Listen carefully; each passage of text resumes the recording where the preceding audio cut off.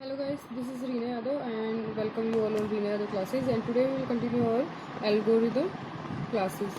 Okay, so in this video we will learn about recurrence relation.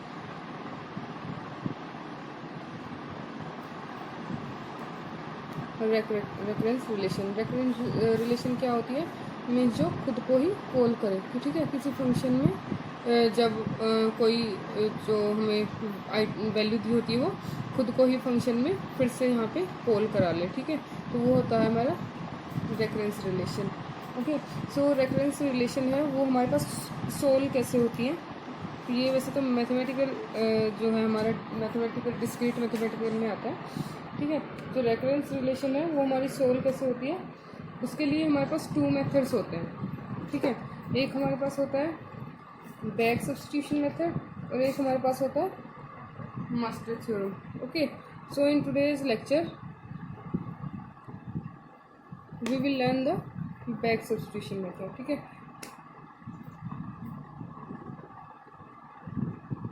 जो recurrence relation हमारे पास होती है वो 2 टाइप से होती है. एक तो होती है बैक सब्स्टिट्यूशन मेथड, और दूसरा हमारे पास होता है मास्टर्स थ्योरम, ठीक है. तो मास्टर थ्योरम हम नेक्स्ट लेक्चर में डिस्कस करेंगे. इस वाले लेक्चर में हम सिर्फ डिस्कस करेंगे अपना बैक सब्स्टिट्यूशन, और उसके लिए हमें एक एग्जांपल लेके उसको सोल्व करना पड़ेगा, ठीक है. सो हम एक एग्जांपल लेते हैं. हमारे पास एक इक्वेशन गिवन है, ठीक है. एक इक्वेशन हमें गिवन है, जैसे कि यहाँ पे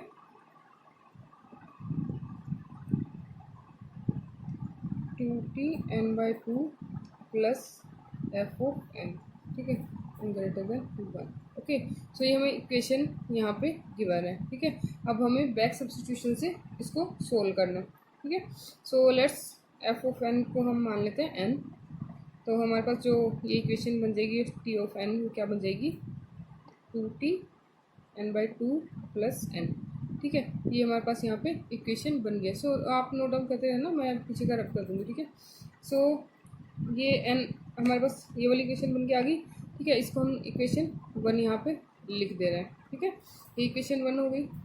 उसके बाद हमें क्या करना है, जो ये हमने n था यहाँ पे जो पुट किया था, अब हम इसमें इसको पुट कर देंगे t ऑफ n/2, ठीक है. हमने इस n को n/2 पुट कर लिया. n/2 पुट करेंगे तो ये वाली जो इक्वेशन हमारे पास थी, जो ओरिजिनल वाली इक्वेशन हमारे पास थी, उसकी वैल्यू क्या हो जाएगी 2t(n/2) है ना. n/2 पुट कर रहे हैं हम n की जगह पे, ठीक है. तो यहाँ पे जो n था इसमें जो n/2 पुट करेंगे तो n/4 हो जाएगा ना हमारे पास. n/4 हो गया, प्लस यहाँ पे n की जगह n/2 हमने पुट किया है, ठीक है. ये हमारे पास दूसरी इक्वेशन आ गई. अब हमारे पास 2 इक्वेशन बन के रेडी हो गई है. अब हमें क्या करना है, जो ये हमारे पास n/2 की वैल्यू है, इस वैल्यू को हमने जो ये वाला हमारा t ऑफ n/2 है इसके अंदर पुट कर देना है, ठीक है. मतलब जो हमारे पास सेकंड इक्वेशन आ गई उसमें जो n/2 की वैल्यू उसको फर्स्ट वाले में जो n/2 है उसकी जगह पे हमें उसको रिप्लेस करा देना है, ठीक है. तो हमारा ये जो ओरिजिनल जो t ऑफ n है उसकी वैल्यू क्या बन जाएगी. अब यहाँ पे 2 तो बाहर ऐसे ही ऐसे रहेगा. जो ये t(n/2) है इसकी जगह पे ये कंप्लीट आ जाएगा 2t(n/4) प्लस n/2, ठीक है. सिर्फ ये तो ये वाली इक्वेशन हमने पुट की है, और प्लस में ये जो n यहाँ पे बच गया ये वाला, ठीक है. तो ये हमारी कंप्लीट ये इक्वेशन हमारी यहाँ पे बन गई है. अब हम इसको लिख लेते हैं, ठीक है. बस स्पेस है नहीं ना, तो यहाँ पे इसको रख करके, ठीक है. ये हमारा बन गया. तो ये हमारा जब हम ब्रैकेट खोलेंगे तो यहाँ पे क्या बन जाएगा, ब्रैकेट खोलने के बाद हमारे पास बन जाएगा 4t, ओके. 4t(n/4) हो गया, ठीक है. n/4 तो ये है ही, ठीक है. 4t हो गया, n/4 ब्रैकेट में ही रहेगा, प्लस ये जो n/2 था, ये n/2 हो गया. यहाँ पे ये n/2 था, ये जैसे 2 है ये इसके साथ मल्टीप्लाई हुआ तो 4t हो गया, n/4 हो गया. ये यहाँ पे ये जो 2t है ये इस n/2 के साथ भी मल्टीप्लाई हुआ ना, तो 2 से 2 तो कैंसिल हो जाएगा. यहाँ पे सिर्फ हमारे पास क्या बच गया n, ठीक है. तो हमारे पास n बच गया, प्लस जो हमारे पास बाहर जो n बचा हुआ है ये वाला n, ठीक है. तो बाहर है, इसके साथ तो कुछ हुआ ही नहीं है ना फंक्शन अप्लाई, तो ये प्लस में n यहाँ पे ये एज इट इज़ रह जाएगा, ठीक है. तो ये हमारे पास जो न्यू t ऑफ n की वैल्यू है ये हमारे पास ये आ गई. अब हमने क्या करना है, इसको सोल्व करेंगे तो हमारे पास ये क्या आ जाएगा 4t(n/4) प्लस 2n. तो ब्रैकेट खोलेंगे तो ऐड हो जाएगा ना सिंपली, तो ये नई वैल्यू हमारे पास ये वाली आ गई है, ठीक है। अब हमने क्या करना है, अगेन जो ये हमारे पास इक्वेशन, जो हमारे पास ओरिजिनल इक्वेशन जो हमारे पास आ गई है n by T of n, जो ये वाली इक्वेशन, अब हमें इस n बाई फोर की वैल्यू निकालनी है। तो हम क्या करेंगे, जो टी ऑफ n है इसकी जगह पे n बाई फोर पुट करके देखेंगे। तो 4, ठीक है, जो ओरिजिनल वाली थी उसमें हमने अगर n की जगह पे हम n बाई फोर रखते हैं तो हमारा क्या आएगा, 2t n बाई फोर करेंगे तो वहाँ पे क्या आ जाएगा, 8। ओके, ठीक है, n बाई एट हमारे पास आ गया। n बाई फोर जब हम पुट कर रहे हैं तो हमारा क्या आ जाएगा, n बाई एट, ये n है यहाँ पे, n by eight plus n by four, n की जगह हमने n बाई फोर, क्योंकि हमारे पास देखो जो ओरिजिनल थी वो क्या थी, ओरिजिनल जो हमारे पास थी इक्वेशन वो थी 2t by n by two plus n, ये था। अब हमने इसमें n बाई फोर रखा है, इसमें n बाई फोर रखा है तो 2 एज इट इज़ आ गया, t भी एज इट इज़ आ गया, तो n बाई टू की जगह हमने n बाई फोर रखा है। ठीक है, तो यहाँ पे मल्टीप्लाई करेंगे, यहाँ पे हम n बाई फोर रखेंगे, यहाँ पे सॉरी यहाँ पे 2 है तो मल्टीप्लाई होके 8 हो गया ना, तो n by eight plus n by n की जगह पे n बाई फोर आ गया हमारा। ठीक है, सो ये हमारा हो गया, ये हमारे पास एक और नई इक्वेशन आ गई, let's we number it number 3। ठीक है, हमने इसको 3 नंबर दे दिया अपनी तरफ से कि जो हमारे पास n by four value put करने पे जो हमारे पास इक्वेशन बन रही है वो हमारी नई इक्वेशन क्या बन रही है। ठीक है, ये हमारे पास थर्ड इक्वेशन हो गई। अब हमने क्या करना है कि जो ये वाली वैल्यू है n बाई फोर की जो वैल्यू है ये इस वाली n बाई फोर में पुट कर देंगे। मीन्स यहाँ से जो हमारा t ऑफ n वो क्या आ जाएगा, 4t, four as it is रहेगा बाहर। ठीक है, T of n by four, T of n by four, T of n by four, यहाँ पे देखो ये जो T of n by four है इसमें हम ये T of n by four की कंप्लीट वैल्यू फिल कर देंगे। तो ये कंप्लीट वैल्यू हमारे पास क्या आ गई, 2t n बाई एट, ठीक है, प्लस n बाई फोर। ठीक है, ब्रैकेट बंद हो जाएगी। अब यहाँ पे प्लस में 2n और बच गया, प्लस में 2n। ठीक है, तो ये कंप्लीट हमारे पास ये वाली वैल्यू आ गई है। ओके, सो इसको हम सोल्व करेंगे तो हमारे पास क्या वैल्यू आ जाएगी सोल्व करने पे,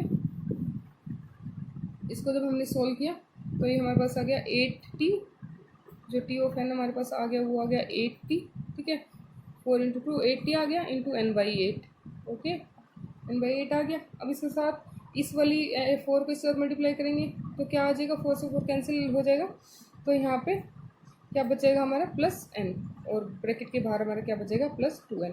तो ये कंप्लीट सोल्व करेंगे तो क्या हो जाएगा 8t n by eight plus 3n। ठीक है, अब हम इसको 2 की पावर में कन्वर्ट कर सकते हैं। ठीक है, फर्दर हम चलते जाएंगे तो हमें पता चल रहा है कि ये मतलब जो पैटर्न है वो 2 की पावर में बनता जा रहा है। ठीक है, मतलब यहाँ पे 8 आ गया, यहाँ पे 8 आ गया, मतलब 2 की पावर में कुछ हमारे पास आता जा रहा है, तो हम उसको 2 की पावर k लिख सकते हैं। ठीक है, 4 तक तो हमें पता नहीं था कि 2 की पावर में ही जाएगा, कुछ और भी बन सकता है। ठीक है, तो यहाँ से पता चल रहा है कि 2 की फॉर्म में कुछ यहाँ पे हमारे पास बन के आ रहे हैं।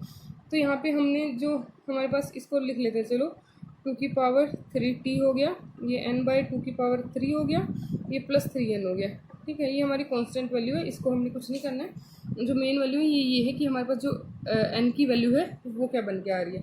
ठीक है, तो हमने अब क्या करना है, इसको जो पावर है उसको 2 की पावर सॉरी k की पावर में रख देना है। तो हमारे पास ये t ऑफ n की वैल्यू है वो क्या हो जाएगी, 2 की power k into n by 2 की पावर k प्लस 3n। ठीक है, ये हमारे पास इक्वेशन अब ओरिजिनली बन गई है। ठीक है, अब हम क्या करते हैं, हमें सिर्फ ये वाली वैल्यू निकाल के हमें सिर्फ कॉम्प्लेक्सिटी मेज़र करनी है कि जो ये वाली वैल्यू हमारे पास आई है n की जो फॉर्म में, जो n की जो वैल्यू हमारे पास आई है उसका हमने क्या करना है, कॉम्प्लेक्सिटी उससे मेज़र करनी है। ठीक है, तो इस n बाय 2 की पावर k को हम क्या लिख देंगे, इसको हम मान लो कि 1 पुट कर देते हैं। ठीक है, इसको हमने 1 पुट किया। Okay, let we put n by 2k is equal to 1। अगर हमने इसको 1 पुट किया तो हमारे पास क्या आएगा, यहाँ पे देखो, अगर हमने n बाय 2 की power k is equal to 1 put किया तो ये हमारे पास क्या हो गया, n इज इक्वल टू 2 की पावर k। ठीक है, n इज इक्वल टू 2 की पावर k में हमारे पास ये इक्वेशन आ गई है। अब मैंने जो कॉम्प्लेक्सिटी मेजर करना बताया था, कॉम्प्लेक्सिटी कंपेयर करना बताया था, तब मैंने बताया था कि कंपेरिजन करने के लिए क्या करेंगे, हम बोथ साइड लॉगरिथम अप्लाई कर देंगे। ठीक है, तो बोथ साइड जब हम लॉगरिथम अप्लाई करेंगे तो हमारे पास क्या होएगा, log n is equal to log 2 की पावर k। तो ये हमारे पास आ जाएगा जैसे यहाँ से log n is equal to k power आ गया, देखिए log 2 बेस 2 ये कैंसिल आ जाएगा। तो जो हमारे पास मीन्स जो k आ गया वो क्या आ गया, k is equal to log n। जो हमारे पास k की वैल्यू जो आ गई मीन्स जो हमने जो पावर ली थी कि जो 2 की कोई भी पावर ली थी हमने, उसकी जो वैल्यू आ गई वो हमारे पास log n आ गई। ठीक है, ओके। अब हमारे पास मीन्स हमें यहाँ पे क्या मिल गया, k की वैल्यू जो हमने k जो पावर जो कोफिशिएंट हमने लिया था उसकी पावर हमारे पास आ गई k की पावर log n। अब हम इसको क्या करेंगे, इसको हम ओरिजिनली पुट कर देंगे जो हमारे पास ओरिजिनल इक्वेशन थी ना, p of n is equal to हमारे पास क्या था 2 की पावर k, फिर उसके बाद था हमारे पास इंटू 2 प्लस के एन। ये था हमारे पास, ठीक है, इंटू 2 प्लस के एन। ठीक है,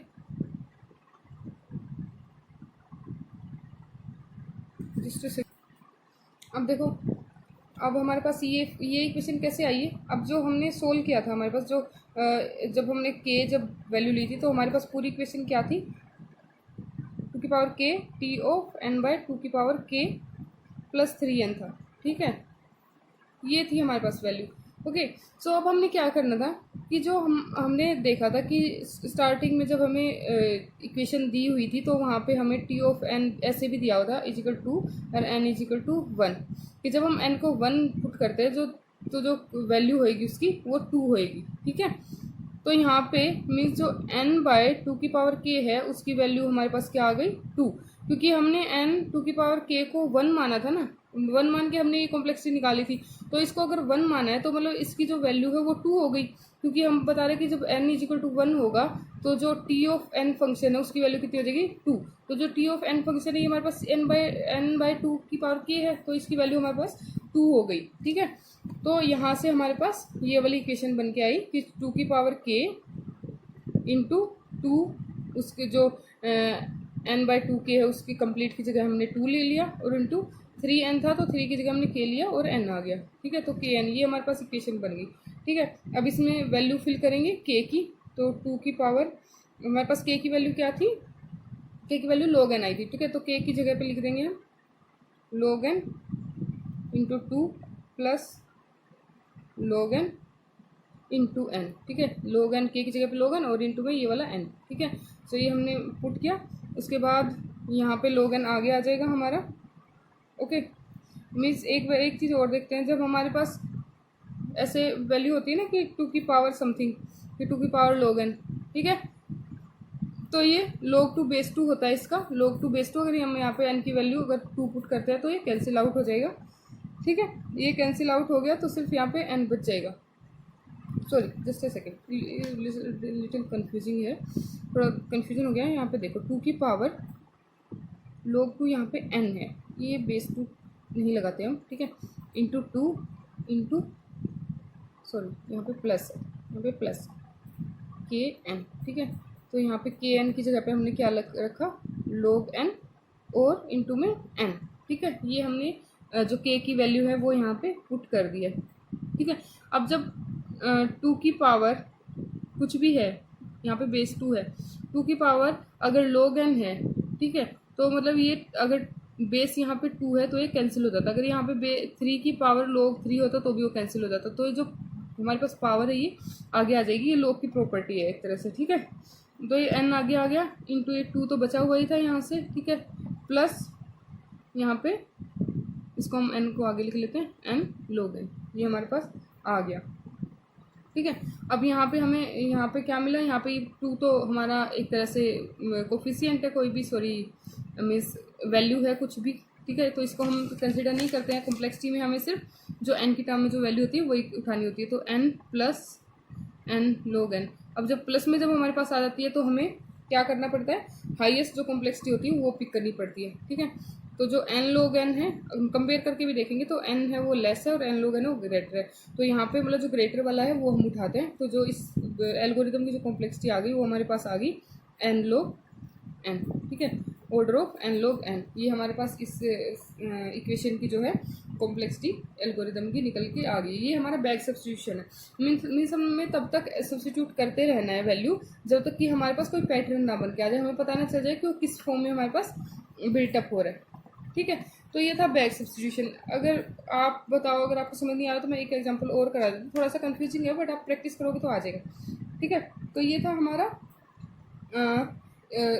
back substitution method. Next video में मैं मास्टर थ्योरम